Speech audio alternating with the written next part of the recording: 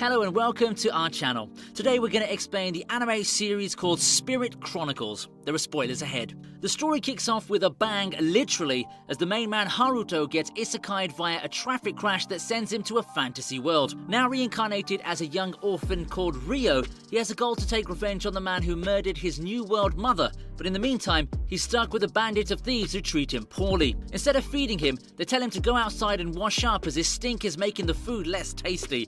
Outside, he meets a group of ladies from the royal palace. They're looking for a kidnapped princess. One of the ladies uses some sort of scan thingy that reveals lots of magical power and optional throwing through our boy.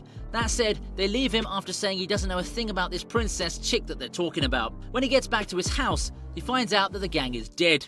Then he hears a voice coming from a bag, and of course, it's the kidnapped princess. So he unties her and promises to get her to safety. Yet unbeknownst to him, an assassin is there, and he doesn't give a flying hoot about kids' lives. Thankfully, while knocked on the ground, a spirit shows up and tells our boy that he has lots of power and that she'll help him unlock it. With the process finished, he stands back and defeats the guy using the memories of him practicing martial arts with his earthly grandpa. After rescuing Princess Flora, Ryo, instead of getting thanked, gets captured under suspicion of being an accomplice in the kidnapping. He's later sent for some investigation, which turns out to just be torture by a douchebag knight in an attempt to get a false confession for them to avoid embarrassment for losing the princess. But he doesn't yield. When the princess wakes up, she tells the story of what happened and asks to see Ryo, who's been beaten near to death. However, since this is a fantasy isekai, he gets healed back to 100% by one of the ladies and is soon cleared of all charges, as well as granted an audience with the king.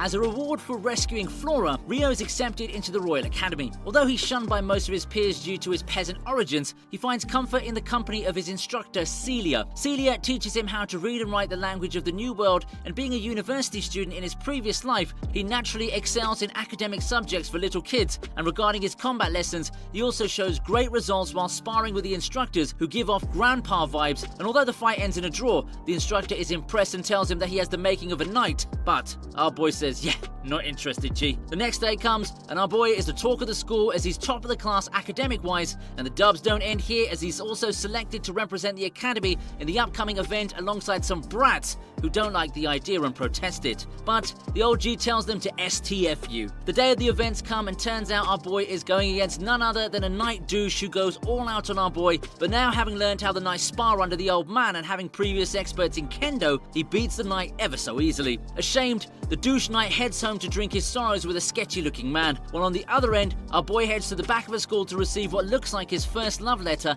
in this new world under the watery eyes of Celia. The next day, the class is sent to the forest for a military exercise. Our boy gets ordered to hold all the luggage by himself. Not wanting to cause any trouble, he agrees, though the princess he saved before offers to help him, but he says, nah, I'm fine. And so the group heads into the wilderness. They arrive at a dead end and get cornered by monsters that are way too strong for practice purposes. At first, the kids weren't that afraid as the monsters wouldn't cause any real injury, but after learning otherwise the hard way, of course, one of the boys runs into the princess, knocking her down the cliff, so Ryo jumps and saves her, sending her back up safely. Meanwhile, Ryo decided to lay down after seeing some of the kids falsely accusing him of being the reason the princess fell. However, when a mentor attacks the kids and the princess, he's forced to come out and save them yet again. Later, we see one of the noblemen talking to the instructor of the school, saying how it was Ryo's fault that endangered their kid, as such the main man is forced to flee from the kingdom after saying goodbye to his flat-chested instructor. While traveling, Ryo comes across a street food cart that's selling noodles and pasta, which makes him think, what if more people made it out of this world? He later then heads to a guild that's kind of like a hotel, and from there he buys all his traveling necessities, assisted by a cute blue-haired maid, is later on revealed to be the one behind the making of the guild and pasta. Now he's got all he needs, Ryo writes one last letter to his instructor to say goodbye, before heading to the forest where he meets Latifah, a young beastkin assassin that's tasked to hunt and kill Ryo. Ryo defeats Latifah and frees her from the magic spell that forced her to obey her masters. After she wakes up, she acts nothing like the assassin she seemed to be. On the contrary, she's more childlike and lovely, which is very sad actually, knowing what she went through with the douchebag family. After the questing ends, Ryo tells her to go far east where the beastkin live freely together, but the little fox girl knows nothing about about direction or beastkin, which is a bit sus. That said, she begs our boy to let her stay with him. Seeing how genuine she was, he agrees and the two start traveling together. Later that night, while the couple is resting in a tent, Latifah talks in her dreams, saying that she misses her mother, father and brother, before saying she wants to go back to Tokyo, which our boy hears and makes him feel worse for her, realizing this little kid after reinsertion became a slave, so he sleeps closer to make her feel safe. When Latifah wakes up and sees him too close, the girl freaks out, but then she remarks how he looks like her big brother. Yes, ladies and gentlemen, she was the little girl on the bus when the accident happened. However, none of them know that yet, so for the meantime, they settle with Latifah addressing Rio as Oni-san. The next night, Rio is attacked by the beastkin of the Forest of Spirits when they assume he kidnapped Latifah merely because he's human. Rio tries to explain peacefully, but they don't listen and gang up on him, resulting in him being knocked out. He talks to his spirit guardian, telling him she's connected to him and he'll be okay, and then he awakens injured and chained. He gets welcomed by an elder lady that apologizes for their kin's actions and invites him to a sitting with the village elders, who also apologize for Rio and offer him anything he wants. So he asks the elders to take Latifah in and take care of her. He also asks if he can stay with the village for a while till the girl gets used to the village life, as she grew attached to him. They accept, and then a spirit comes out of thin air. She's the dryad spirit of the world tree. She reveals that there's a person spirit residing in our boy. A person spirit is what they call them, and the one within Rio is one of the few spirits that are strong enough to take the shape of a person. She also adds this spirit is much stronger than her, and that it's one of the 6 great ancient spirits. With the true nature of Rio's power out of the bag, the elders offer him the best treatment they can by giving him a luxury treehouse to stay in and 3 beastkin ladies to take care of him and Latifah. However, not all things are sweet,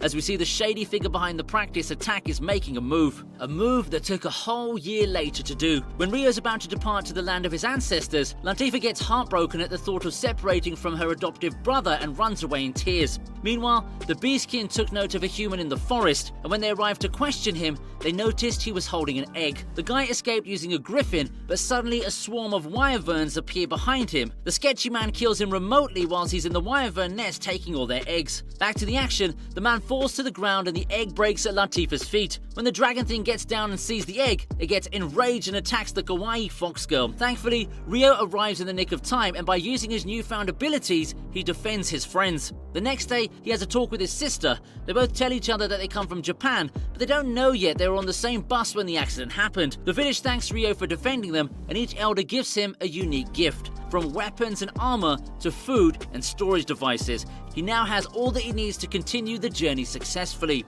2 months after leaving the forest, Rio arrives in the country of Yagumo, where he meets the chief of the village, an old lady that turns out to be his grandmother. She takes him to a remote location where his parents' graves are and tells him she can't say right away why his parents left, but with time she might be able to. Until then, she offers him a stay at her house along with his cousin, who is 100% made from hot waifu material. Sadly, this fine material is also noticed by scumbags who try to assault her and his new female friend. Rio, who beats his way to the girl's room, sees the alpha douche above the chick, making him reminisce about his mother's death, so overcome with rage, he ends up almost killing the attackers. After the scumbags get detained, he goes to the hills to ponder his actions and thinks to himself about how he's becoming more like his earthly self rather than Rio. The next day, he apologizes to the people for the scene he caused, but they're not mad about it and rather thankful that he was there to protect them, and with that, they enjoy some good food. The next day, Rio's grandma hands a letter to one of the officers to deliver it to his father. After that, Rio and his group heads off towards the capital. After several days,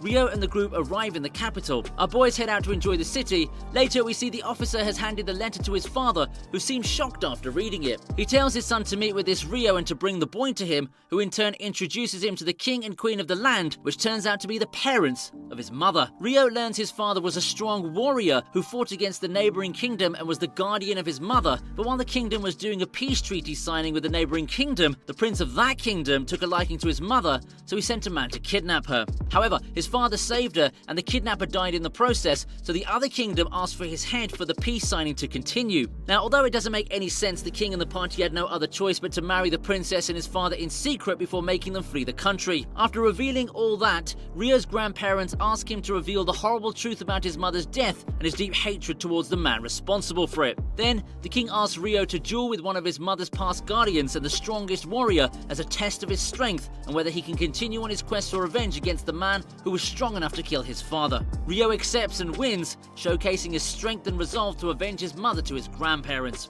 After that, Ryo spends a few more months living in the village, and this time, before he departs from Yagumo to continue his journey, he gets approached by a fair maiden that confesses her love for him, and sadly, it doesn't matter how much I wanted him to say welcome to the harem, the result would end the same with him saying, sorry, I can't retain your feelings. Although it crushed her heart and mine a little, a chat with the Giga Chad man lifted her spirit and encouraged her to say one last goodbye Naruto style, just like when Sasuke left useless Sakura behind in the Leaf Village. But enough with pleasant memories, back to the story. Now in the Forest of Spirits, Ryo reunites with Latifah and her friends. He meets the elders and asks them if they can prepare a house he can carry in the storage device, then heads to his room to sleep. The next morning comes, and he's surprised when a woman he's never seen before is sleeping beside him in her birthday suit. The mysterious woman appearing before Ryo introduces herself as the guardian spirit, who he names Aisha. After finishing his preparations and receiving a teleportation device that allows him to get back faster to the village and an earring that allows him to change the color of his hair, Ryo as well as Aisha travel back to the Bertram Kingdom where it all started. He learns that his friend and teacher Celia Claire is about to be forcibly married to Charles Ardor,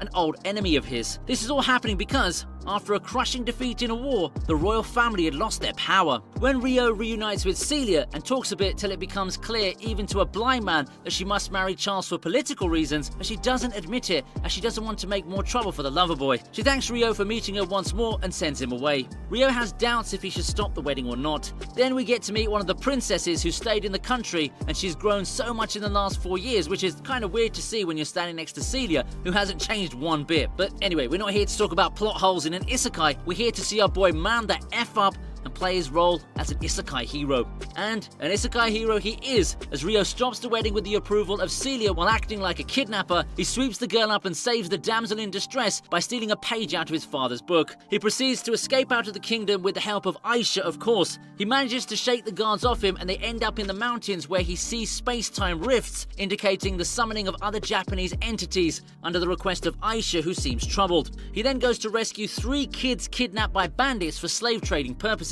However, the big surprise turns out to be Ayase. His childhood friend slash crush is one of the isekai kids. You heard that right. The studio decided to end the series on a cliffhanger where the main man meets his crush yet again. And oh boy, we can't wait for season 2 to see how the harem situation plays out. Until then, we'll continue delivering some of the best recaps out there, so stay tuned.